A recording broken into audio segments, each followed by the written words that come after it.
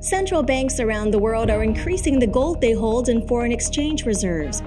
According to the World Gold Council, over the past decade, global central banks have built up their gold reserves by more than 4,500 tons, bringing the total to a 31-year high in 2021. As of September 2021, the reserves totaled roughly 36,000 tons, the largest since 1990 and up 15% from a decade earlier.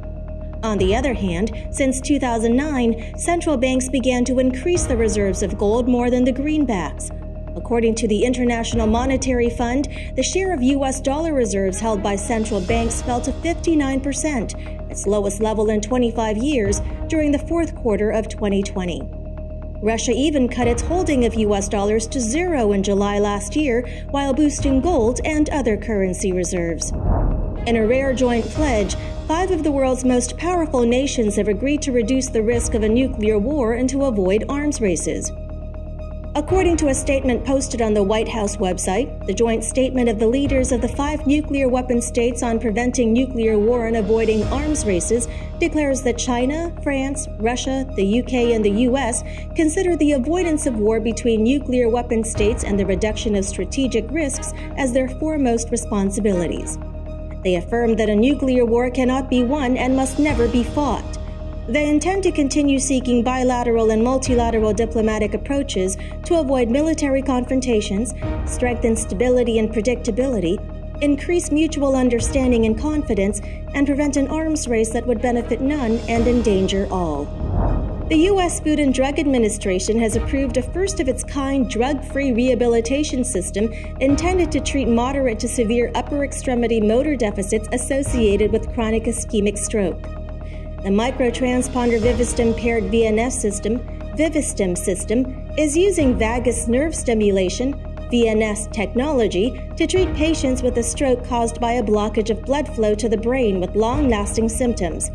Acting Director of the FDA's Center for Devices and Radiological Health's Office of Neurological and Physical Medicine Devices, Christopher Loftus, believes that used alongside rehabilitative exercise, the Vivistim paired VNS system may offer benefits to those who have lost function in their upper limbs due to ischemic stroke.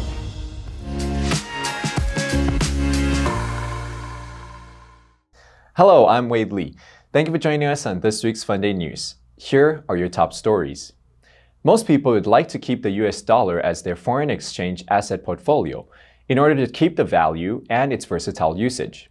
The same applies when it comes to the nations of the world. The foreign exchange asset portfolio of a nation is called foreign exchange reserves. Most of these reserves are held in the US dollar since it is the most traded currency in the world. But since 2009, after the financial tsunami of 2008, central banks around the world are increasing the gold they hold in foreign exchange reserves, with the sum total reaching a 31-year high in 2021. Although the foreign exchange currency composition of the Central Bank of the Republic of China in Taiwan is not transparent, Taiwan ranked number 6 in the world in terms of foreign exchange reserve assets, and 12th in the gold reserves around the world. Not bad for a small island playing its part as a world major economy. Most countries hold U.S. dollars as the primary assets in their FX reserves, but the 2008 global financial tsunami caused an outflow of funds from countries, resulting in falls in the value of dollar-denominated assets. Trust in dollar assets thus faltered. Then came a large-scale monetary relaxation and declines in long-term U.S. interest rates. As a result, the continuous holding of dollar-denominated assets is less advantageous. The central banks of emerging economies with weak credit strength began to protect their assets with gold. Many central banks turned from being net sellers to net buyers in the gold market from 2010. Russia has been the largest purchaser of gold for the last 7 years, purchasing 274 tons in 2018 alone.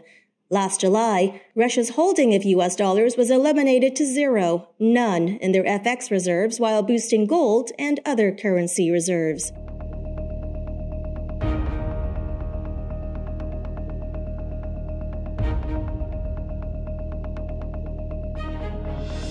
The US dollar is no longer the favorite currency in most countries' central bank that hold foreign exchange reserves.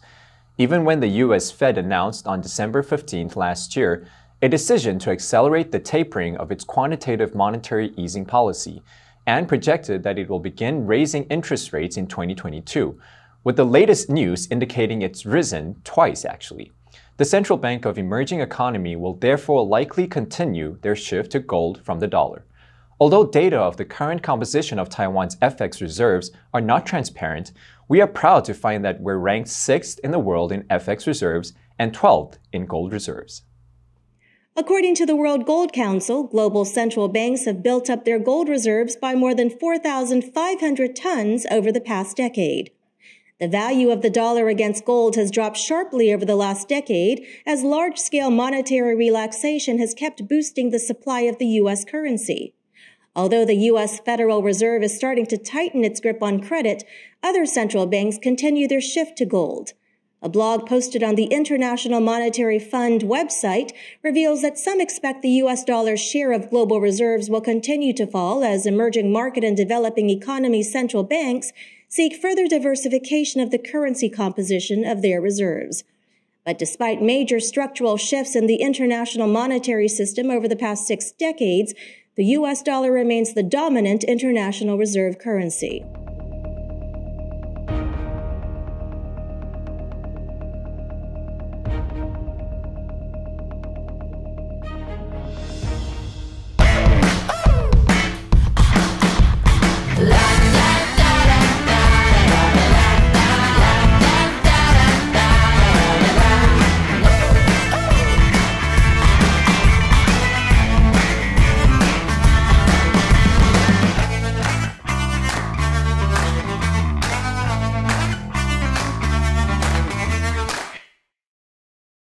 Since the start of FUNDAY News a few months ago, we have reported on the tensions between the Democrats and the totalitarianism in Asia and Europe. New developments show the major players in the tension game of both sides are now intensively discussing a joint agreement on reducing the risk of a nuclear war outbreak and the arms race. On January 3rd, after we welcomed the new year and began our work week, the U.S. White House posted a joint statement with the leaders of 5 nuclear weapon states on prevention of the nuclear war and ways to avoid an arms race. Is this the flash of hope in the start of 2022 to peace and prosperity, or could this lead us to the brink of war? It's all still too early to tell. In the White House's joint statement, the U.S., Russia, China, the U.K., and France, the 5 permanent members of the United Nations Security Council, agreed that a nuclear war cannot be won and must never be fought. In this rare joint pledge, they all agreed to reduce the risk of such a conflict ever starting. The UK Guardian said, "Such a common statement on a major issue of global security has become a rarity at a time of increasing friction between Russia, China, and the West." With Moscow threatening to invade Ukraine and China signaling its readiness to use military force against Taiwan, the joint statement represents a renewed commitment to prevent any confrontation turning into a nuclear catastrophe. But just one day later, on January 4th, China said it will continue to modernize its nuclear arsenal and called on the U.S. and Russia to reduce their own stockpiles.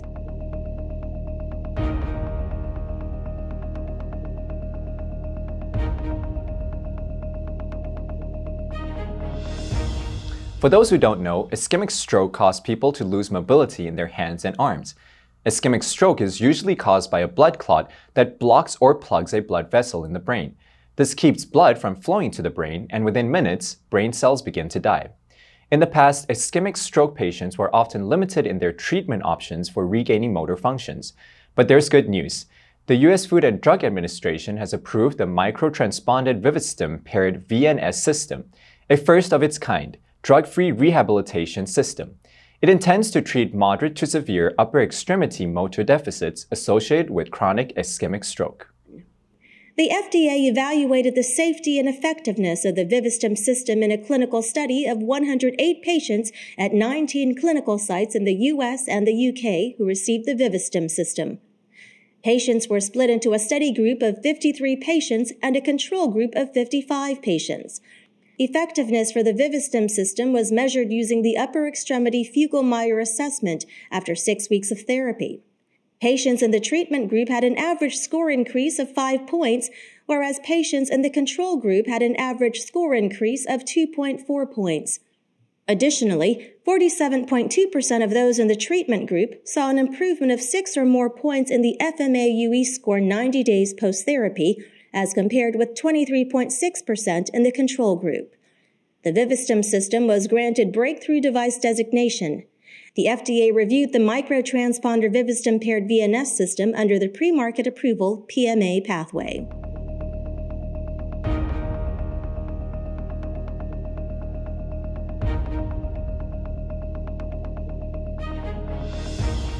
And that's all the time we have for today. Thank you for joining us on this week's FUNDAY News. Let's make every day a fun day. I'm Wei Li, your host, and I'll see you next time.